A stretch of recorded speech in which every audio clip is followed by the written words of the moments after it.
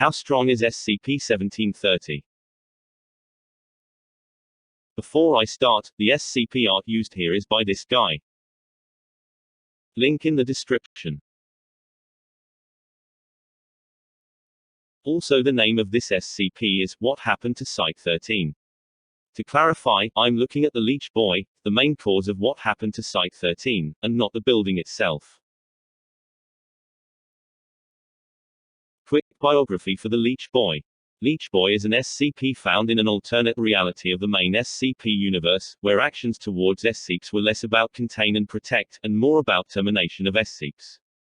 The Leech Boy is able to create cognito-hazards with his very actions, as well as suck, manipulate the blood of those he comes into contact with. However, because of the humanoid and childish nature of the Leech Boy, one of the Foundation directors, Director Emerson, saw it as too cruel to simply terminate him. She gave false termination requirements to allow the Leech Boy to live. What they didn't realize, however, is that the Leech Boy did more than survive this termination attempt. He grew, and evolved. Leading to the SCP log of SCP-1730, What Happened to Site-13.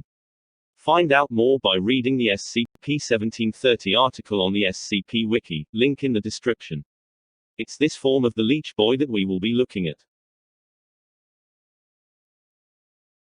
Let's start small and build up.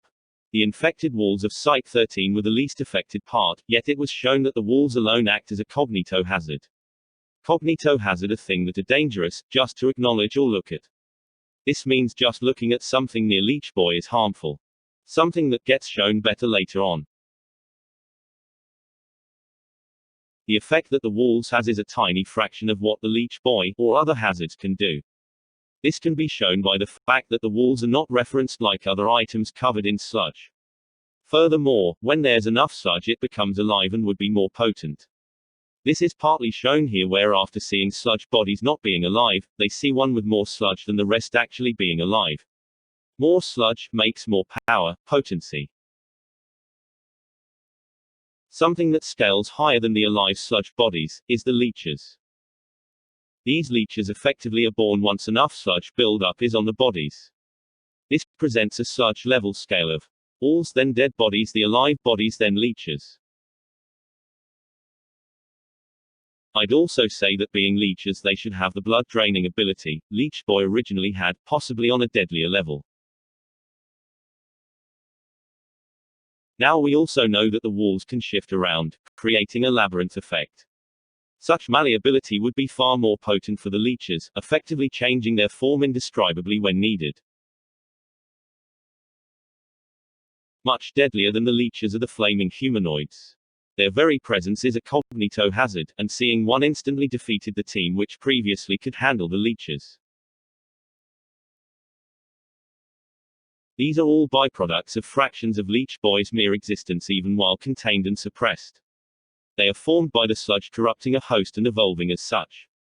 It should be noted that these hosts do have intelligence as shown here, where they try to deceive Site Command, almost succeeding.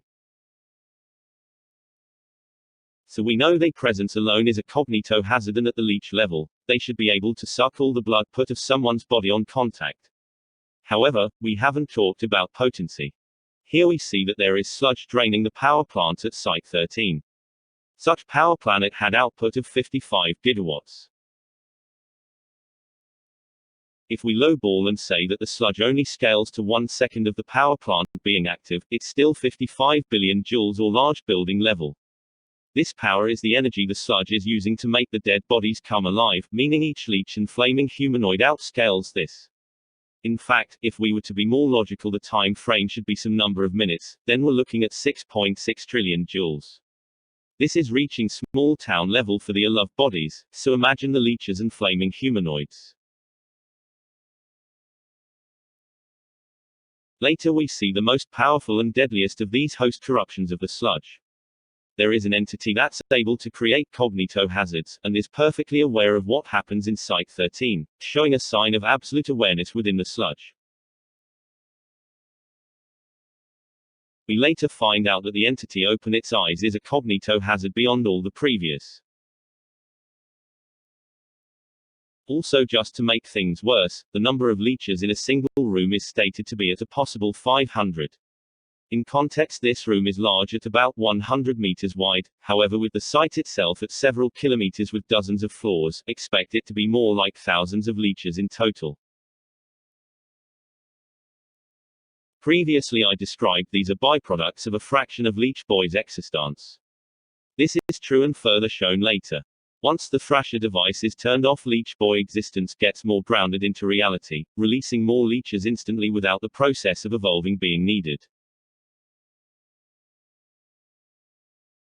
Besides his existence accidentally creating an army of town-level entities all malleable, intelligent, and having their own presence being cognito-hazard and able to suck all your blood on contact.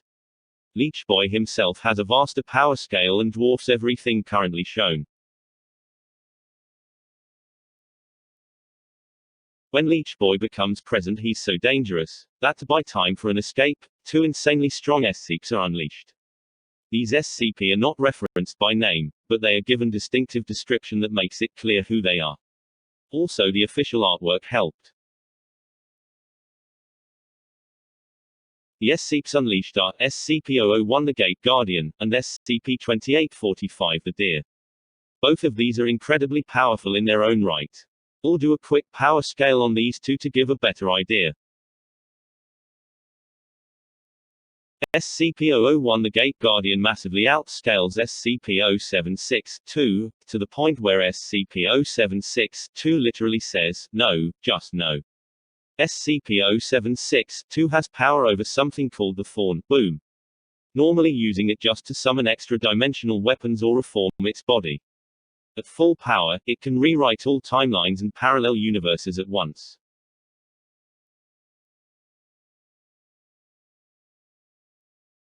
With the full power of the Thorn, SCP-076-2 is at the high 4D to infinite 4D level.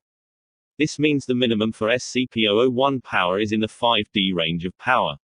Focus on minimum as this will be scaled greater. SCP-2845 isn't like the Gate Guardian, it doesn't have great scaling. It simply has an ability to disassemble matter as it feel fit.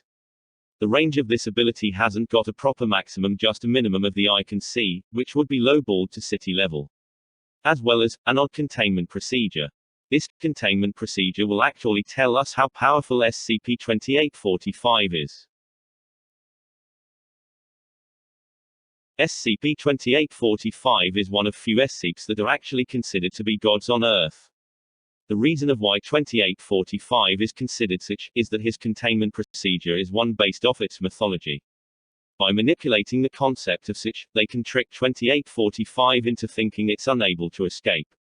This is very similar to Procedure 110 Montic, which is able to damage the Scarlet King using this method. See Chuck's video on the Scarlet King for context. If SCP-2845 is like the gods described in visions at Betar, that scale to all of creation. Even to humans, creation is a hyperversal idea, having 196,884 dimensional beings visible to the Foundation, with creation capping at uncountably infinite dimensional or the highest of hyperversal. Even if you believe that SCP-2845 isn't a god on Earth, and is an avatar, which is linked to its true form, you can still scale its atomic disassembly ability to such, as it's granted specifically to 2845, and therefore the scaling should be similar regardless. Also, if the Foundation know of 196,884 dimensions, yet think no science can contain 2845, then it's consistent to scale above such. Going back to SCP-001, we find that SCP-001 is an avatar of the guardian angel Uriel, who guards the roots of the Tree of Knowledge. This is confirmed when SCP-682 and SCP-001 fought. The roots of the Tree of Knowledge transcend the countless low elder gods, who each one of them outscale all infinite gods that transcend creation, easily putting Uriel at low outerversal. Looking closely at when SCP-001 fought SCP-682, In the confrontation we are told that 682's immortality, that counteracts 01's sword's eraser ability, is a curse from its true form. This immortality as well as the sword's eraser abilities should scale to a portion of the true forms, even if the avatars themselves only show 5D scaling as shown before.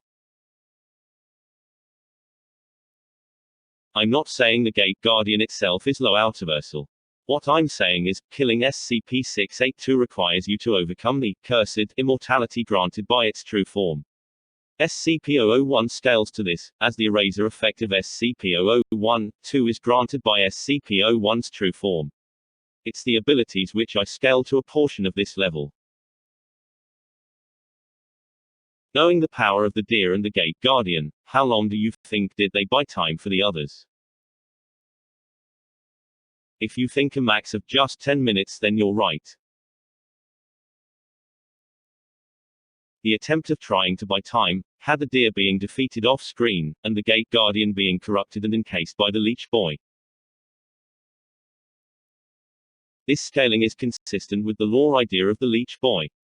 Just to suppress the Leech Boy, the personnel at Site-13 required the Thrasher device, something indescribable even by its users. The basic containment technology of the alternate reality Site-13 required contain the deer and the Gate Guardian, as well as forcefully contain SCP-343, who's insanely powerful in his own right. Again, check Chuck's video on the character for context. So we have scaling to the fawn, boom, which makes him at least 5D. Otherwise, we have scaling to the eraser and matter manipulation abelites of SCP-001 and SCP-2845 respectively, as well as the scaling past SCP-343 using the Thrasher device, supporting hyperversal, possibly low outerversal scaling. Use the scaling you prefer. I'm going with the more backed up hyperversal scaling. The Leech Boy could reach low outerversal at full power. That's power. What about speed? It's really hard to determine good speed range for SCP characters, as they normally don't attempt anything fast. However, SCP-076-2 with the fawn, boom can affect timelines as he sees fit, effectively retconning events. Despite this, it was hopelessly unmatched by SCP-001, meaning even this isn't enough to affect the Gate Guardian. This means SCP-001 as well as the Leech Boy should scale to a measurable, possibly irrelevant speed.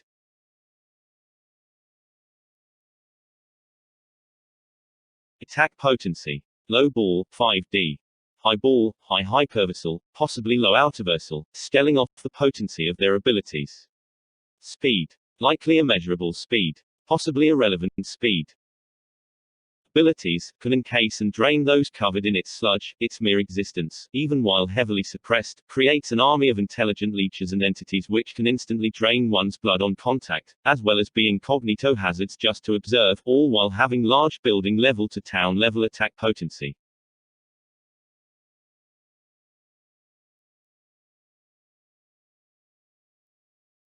Thank you for watching. How strong is Yasha and August? The energy requirements to destroy some stars. How strong is SCP-2935, O-Def? All ideas for future videos in the description, so we all know what to see. Check out, if you're like me and reading is an issue, check out the Exploring series videos, like its one on SCP-1730, What Happened to Site-13. Also for more SCP power scaling check out Chuck's videos on SCPs.